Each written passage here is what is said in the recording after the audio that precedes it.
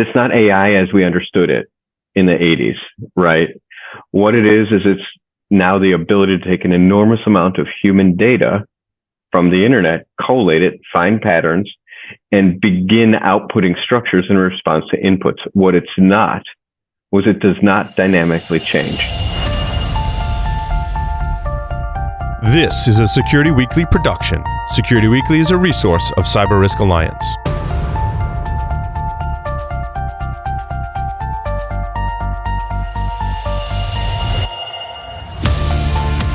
The Cybersecurity Collaborative and Google Chrome Enterprise is proud to present CISO Stories. Each week, CISO Stories takes a deep dive on security leadership with one of the contributors to my latest book, the #1 best-selling CISO Compass, Navigating Cybersecurity Leadership Challenges with Insights from Pioneers, as well as from other top CISOs and cybersecurity thought leaders. Listen to previous CISO Stories episodes at securityweekly.com/CSP. The Cybersecurity Collaborative is a unique membership community enabling cybersecurity leaders to work together in a trusted environment. To learn more, visit securityweekly.com/CSC or visit cyberleadersunite.com. I'm your host, Todd Fitzgerald. And this week, we welcome Mike Coogan, multi-industry CISO. I've always kind of been curious about how things work, and I got very, very, very lucky. You know, I had the opportunity to go work on security before security was a field. It just wasn't a thing when I started in the mid-90s, you know, so I had a variety of roles from a leadership perspective all the way down to a technical role. And back then, of course, it was bolt-on.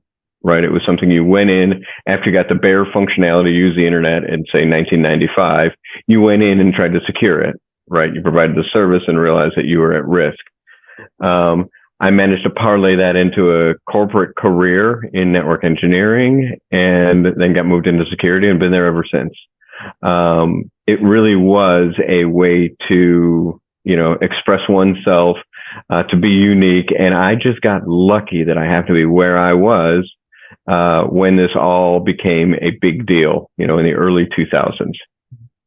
I know a lot of people have started out in a networking type environment and have grown into the security field, and it seems like that seems to be such a natural fit with the way that people that are attracted to networking fields seem to be able to understand patterns and how things move around, which is very beneficial to security. I would say regarding that, it's not even seeing the patterns. It's really the data moving around. It's the idea of transactions from start to finish across wide distances. That's different than a typical developer, you know, who's focused on his application.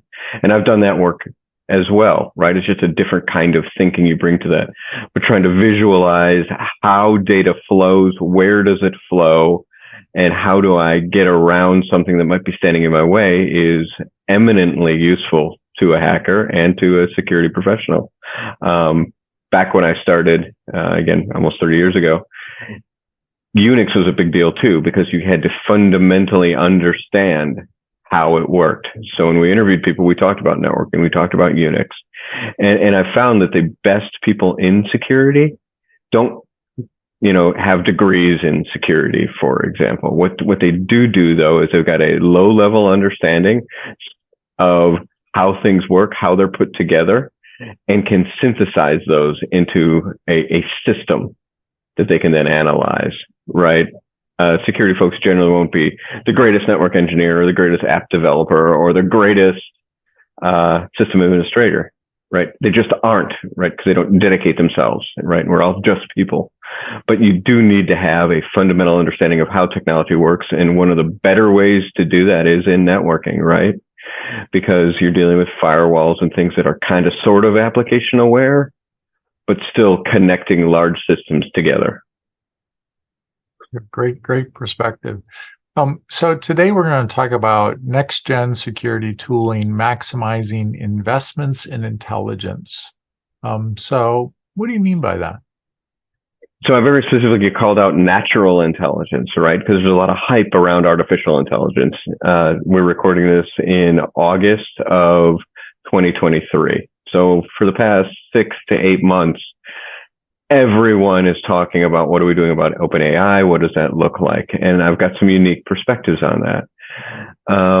I do believe security is a people problem, right? Those of us who sat in a CISO chair for longer than a year are inundated with technical solutions to problems, right? Hey, I've got this little company. We got a new approach to security. We're, a Series A financing, ready to go take on the world with a completely new approach, right? But at the end of the day, what makes security unique and what makes it very hard to do effectively is it's a human problem. So I did want to talk a little bit about the people who make it work while acknowledging that AI, as we understand it in August of 2023, does have a place to play. Definitely. There's been a lot of talk about, the chat GPTs and AI and ethics. And I led a panel on that this past summer for ISSA on the annual cruise. And it was very interesting. And I know when we did the panel, some of the panelists were saying in the beginning, well, I don't know if I'm totally comfortable talking about this because we really haven't implemented all these solutions yet. And I said, well, nobody else has either. I mean, we're all figuring out how to tackle the AI issue, but and I also know at RSA this year, it was one of the most talked about issues out there. But we have all these other issues. So tell us about this human intelligence problem that we have. So I'm going to go a little bit off script. Sorry about that, Todd. But on the AI side, it's important to recognize that it's not AI as we understood it in the 80s, right? What it is it's now the ability to take an enormous amount of human data from the internet, collate it, find patterns, and begin outputting structures in response to inputs. What it's not was it does not dynamically change. Now, it's not particularly hard to build something that does that, but it generally doesn't, right? You ask it a question, and when they train these models, they go, okay, let's go to the top 100 Reddit, and we'll go read them, and we'll draw how do people talk to each other, and how do people ask questions, right? And then you start asking it questions, and humans take a look at that and say, I understand. There's nothing evolutionary about that, revolutionary about that. What it is we finally have the ability to build really, really, really big computers, which, was a pipe dream in the 80s. We can now build really big computers and access massive amounts of data to make them appear intelligent. But again, they're not choosing anything. They're programmed to do stuff. Most models today don't save queries. They don't learn from queries. That's important because fundamental to our understanding of intelligence is there's a certain amount of that just looks hinky. And that's why I think natural intelligence is just kind of a clear fit for the security in the immediate term. Not that AI doesn't have a spot. When I think of like the real classic security story. So again, in an attempt not to show my age, but I'm going to show my age again. If you think through Cliff Stoll and, the cuckoo's egg, here's a guy who was wandering around. I think it was like a $12 accounting error he couldn't account for. Someone was calling in and using his modems for $12. It's just like, that's weird. Where does it go? And uncovers a massive international hacker ring, right? That's how you catch bad guys. There are lots of processes that can be automated, but the ability of a human being to look at a set of data and go, you know what, that one dot just doesn't look right is a very hard problem to solve. And I've got a master's degree in neurobiology, learning, neural learning and learning networks long time ago. So I'm certain they've gotten better at it. But that's not what we would traditionally call intelligence. What we're doing is we're taking huge amounts of data, unfathomable amounts of data, and applying algorithms to process those into simple rules that we can then bring huge computers spit out in response to. Hey, if I talk to Mike and it's 1:30 in the morning and he's called Citibank about something that isn't working and he's yelling operator, I probably should shift him over to a human being someplace, right?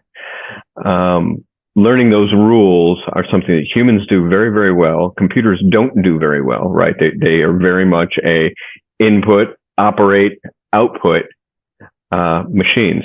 Now, that said, there's a huge opportunity for us to build on that. And when you start talking about what I call, and I'm sure somebody else has come up with this as well, what I call closed loop processing, where I say, okay, tell me about this, and I actually make the thing I'm talking to smarter, and it starts drawing its own connections based on the queries that I as a person have.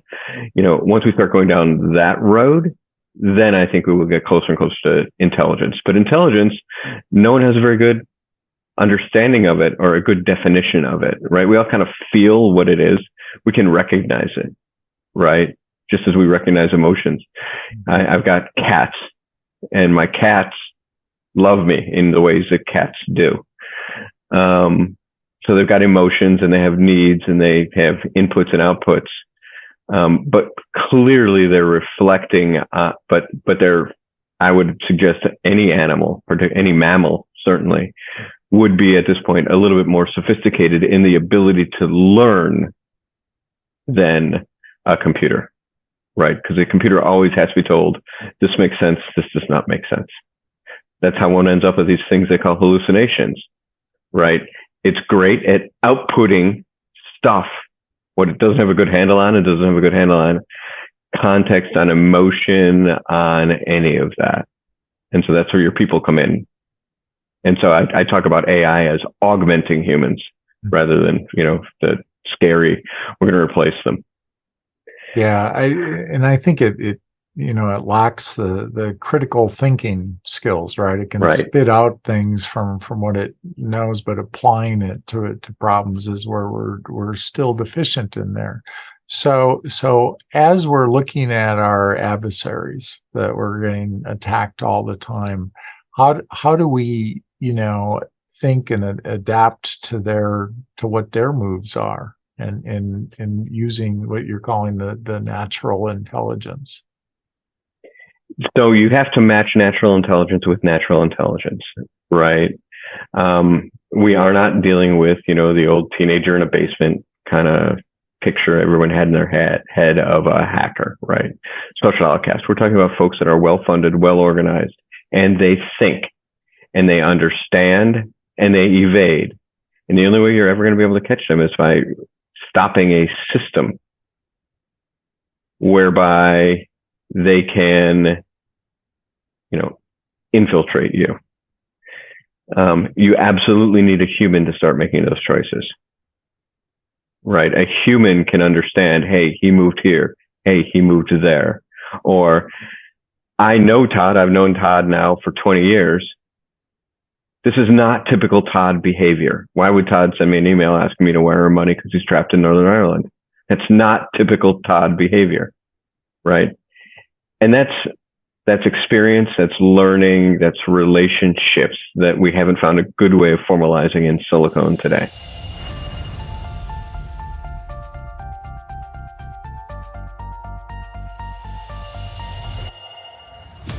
The article this podcast is based upon can be viewed in the best-selling cybersecurity leadership book, CISO Compass, Navigating Cybersecurity Leadership Challenges with Insights from Pioneers. How do we do that and get that natural intelligence into the speed that we need to be able to respond to all these threats today? I know I recently had somebody on from Walmart, who's the deputy CISO and the CISO for the e-commerce platform, and he was saying that they get 1 billion attacks a day. Mm-hmm. And how do we take this intelligence and actually get it into something that we can respond in a quick way? Well, it's a series of filters, right? I'm a big fan of, ever increasingly finer filters. I've found the 1 billion attacks a day is not useful. I am forced to report it on every time I go to the board, right? Because the board's used to seeing it, and if it suddenly disappeared, right? But you pay me a lot of money and you invest a lot of money in my department to make sure we've got defenses that those attacks bounce off of, right? They're commodity attacks. They're boring. They're doorknob rattling, right? Hey, is this door unlocked? Well, no, it turns out you pay a lot of guys a lot of money to make sure that door is not unlocked. So that's key to understanding those classes of metrics. Now, how far the attack gets after that, so does it get past that? Does it bounce off the firewall? Does it bounce off our smart email platform? Does it bounce off our desktop antivirus, our XDR, EDR, all of those cool things that people want to go deploy onto computers? Yes, the vast majority is.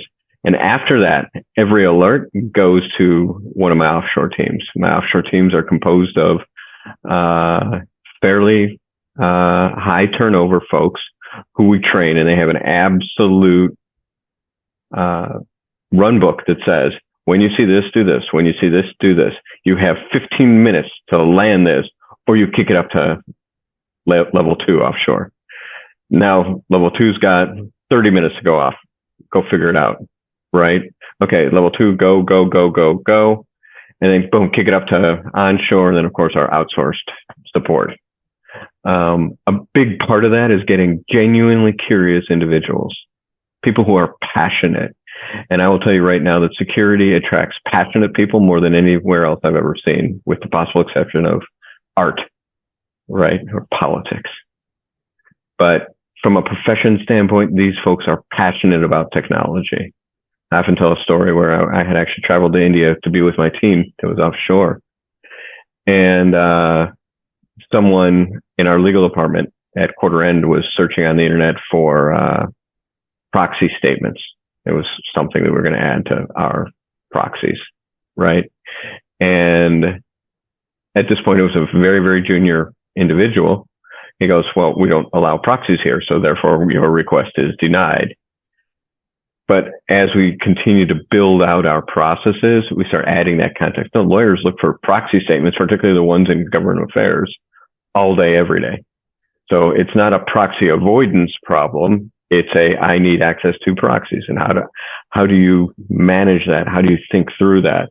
And when you give those kinds of problems to a computer will program, and it may program with massive amounts of data and massive amounts of compute power. But the reality is it still knows that the word proxy means forwarding packets from one place to another, right? It's those subtleties that just come from experience, right? I got a guy who's fresh out of college in Bangalore, with a year experience versus somebody like me who's worked in major corporations for, at that time, it was probably 25 years, right? Yes, lawyers do those kinds of things. That's perfectly rational. Our corporate security people do look at guns online. They do. So we need to figure out how to make that happen, in context with tracking and the right thing to do. At the same time, block it for the majority of folks. So understanding context is something computers have a hard time doing, but people do it fairly well. We really do. And how do you transfer that knowledge to the next new person that comes into the organization? It's apprenticeship. It really, truly is fundamentally apprenticeship. Is it formally apprenticeship? No. That did hurt me a little bit in the COVID days where, before I would take someone, so I've hired folks from corporate security, and you say, okay, what do we know about corporate security people? Well, corporate security people show up and they follow orders. That's what they do. They show up and they follow orders, and they do that day in, day out. And some days I need that. I've hired people that, from desktop support, right? What does desktop support do? Desktop support, make sure whoever they're supporting is happy, which if you happen to run an identity practice is hugely important, because half the times you don't want to be in the other end of somebody yelling into a phone, right? So getting that diversity of people, because I really do believe that it is a diversity conversation, a diversity of thought, as well as providing a means to, this person here has been doing it for 15 years. In the case of the desktop person, that's precisely what I go. You're going to sit next to a lady who's done this for 15 years. I want you to sit there. I want you to do nothing for the next 2 months, but figure out how she does her job. right? And he brings a fresh perspective. He brings customer focus, and he's been phenomenally successful, right? Corporate security, they're like, well, I don't know this. I install cameras. What do I know about that? I'm like, well, do you understand how to follow rules? If I give you a piece of data, can you analyze that piece of data in context and make choices based on that data? When the answer to that is yes, you are bright, you are motivated, and you are willing to take risks and learn and be passionate about bad guys, then you're going to be successful in this field. That's what it is. It's not a series of, right, because I can outsource technical knowledge all day long, right? There's thousands and thousands and thousands of consultants I can outsource to. But raw, I know how to admin a firewall, right? That's not interesting work. Interesting work is how do I put all these pieces together? And that really, truly comes from the interplay of humans, human dynamics, and the ability to mix it up a bit and put people in zones sitting next to people. If you remember when you went to college, right? My son is 18. He's going to college next year. And the argument, of course, is do I go for 2 years to a community college, right, where I get all the standard prerequisites out, and it's much more economic. So personally, I'm highly motivated for him to do that, right? Economically motivated for him to go do that. But you look at the college experience, right? My college degree is in psychology. I did a bunch of biology. My first master's was in biology. And I went on to get an MBA, none of which are directly involved in security or what I do day to day. Because the technology gets old, and it gets old quickly, and it's just getting faster. But if you look at the college experience, it's the experience of sitting down at some bar with a fake ID at 19. I'm not encouraging anyone to commit crimes, but sitting down at a bar with a fake ID, sitting next to a guy who's doing philosophy, sitting next to another guy who happens to be deep in engineering, electrical engineering. You're like, how could these?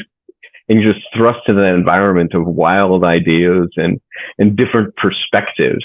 And I think it makes you a better person doing that. I really genuinely do. I think it makes you more well-rounded, more analytical. And if you got the slightest amount of passion, then you found your club. And let's go with our club and go work on it. Yes, there's a money problem. Do I have enough money? Yes, there's a reporting problem. Am I reporting the right things? Yes, there's technology decisions that have to be made. But at the end of the day, creating that group of people who are comfortable with sharing with each other and growing off of each other, particularly if you've built them to have different backgrounds, is immensely powerful from a defense perspective. Yeah, I sort of understand what you're saying, and everybody takes a different career path. I know I started out at a community college, and then I transferred to the university, and then I got my MBA. But the one thing I know that I did lack is going away to a dorm. Like your last year and a half of college was a different experience than the people that were living in dorms for 4 years, and had that bond with their colleges. And I think we all have different experiences, and but I think that the key point there is that and I wrote in the CISO Compass book as well that I had changed, from starting off as a math major to an accounting major to a business administration major to getting a job as a computer programmer coming out of school, and you find out that that's what that whole period of your life should be like, is to figure that out. And I think what's great about cybersecurity is there's a job for everybody. I don't care what your Myers-Briggs type is or whatever. There's a place for you in cybersecurity, and I think we have to extend that message out. So Mike, when we get to the tools, companies are investing lots of money in tools. How do we know when we've got too many tools, and are there certain tools that we just absolutely have to have in an organization to be successful? I'm a big fan of logs, right? And instrumenting the network to send me data. Because again, I've got layers upon layers upon layers of people who can look at those data and say, this is normal, this is not normal, this is normal, this is not normal. I'm hoping to augment them with AI to help do some of that initial analysis But at the end of the day, I think it's going to be experience. I think it's going to be, that's just, that's what it's going to be. It's going to be experience. It's going to be the human factor. I don't know how one determines whether or not one has enough tools, right? I spent a couple years at Allstate as a security architect, and the job of a security architect is quite simple. It's like document all the places you can put something, and then put things in each of those boxes and say, okay, so you need a firewall. We're going to pull out Checkpoint, Palo Alto, Fortinet. Choose your firewall flavor. Or we need AV. I can do Norton. I can do McAfee. I can do any of them, right? Malwarebytes, FireEye. I can do all those things from an anti-malware tool, and making sure you've got something to cover so that you've got yourself in a defensible position. And that's important, right? You're not in an impervious position, but you are in a defensible position. And have you done the right things, and have you formally done the right things? I am sad to say it has been my experience. I've been trying to crack this nut forever. So if you have a good way of doing it, let me know. Is I've found that spend does not directly correlate with protection, right? Then it's actually fairly difficult to pull that off. That said, one of the most common questions I got, and I got my best answer by a guy by the name of Lorenzo Alvarado, who's the CISO over at a bank now, a former FBI agent. And the question is, what keeps you up at night, right? Todd, you're a security expert. Or Bruce Schneier, you're a security expert. What keeps you up at night, right? And he looked deadpan into the camera. He said, hey, nothing keeps me up at night. It's the resources are there or they're not there, right? When the enemy arrives, the tanks are either there or they are not. Right. So your job is to describe what holes you have, ensure that they're covered by something. And that might be 50% of the way by something you already own. It might be, you know what? I don't have anything that'll cover 10% of it. And I made a business decision in the scope of, if there are business pressures, and you are always just sucking the life out of any corporation that you're in, right?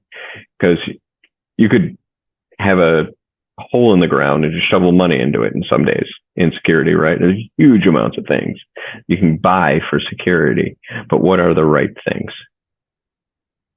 And how do you make sure that? Excellent. Well, this has been great, Mike. I've really enjoyed this conversation.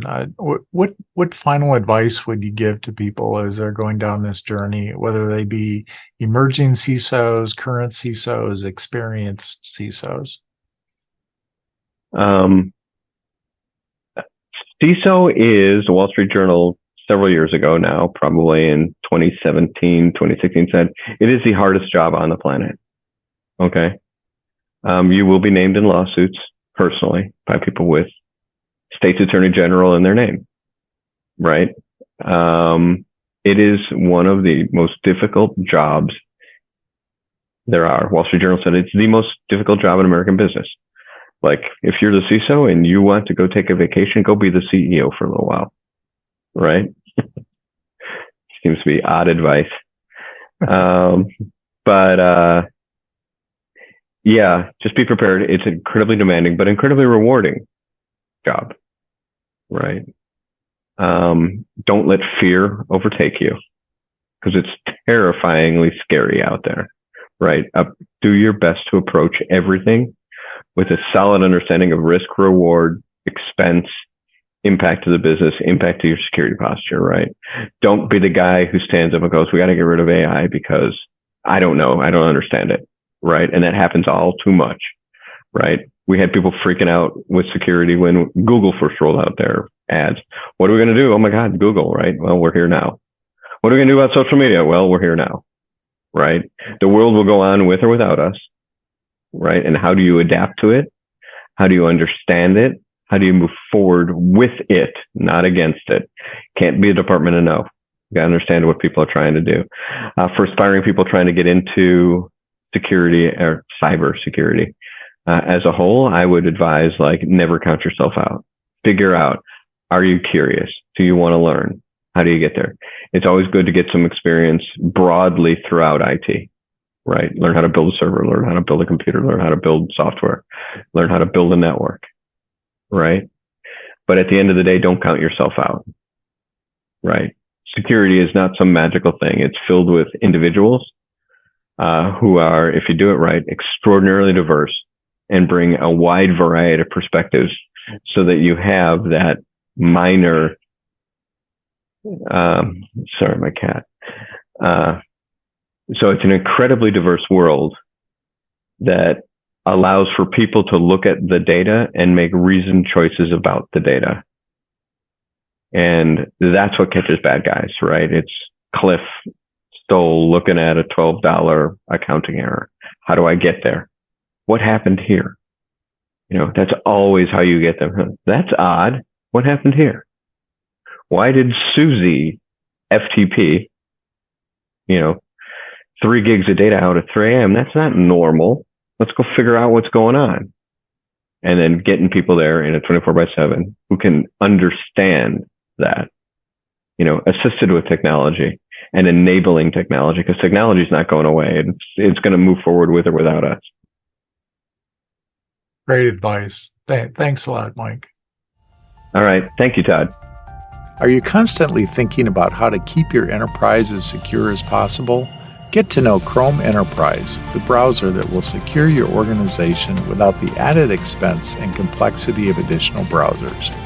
Its simplified management features will free up your team to focus on critical security tasks that can be overlooked because of time and attention it takes to manage other solutions. Don't settle for a browser that compromises your organization. Visit securityweekly.com/Chrome now to start protecting your organization like never before.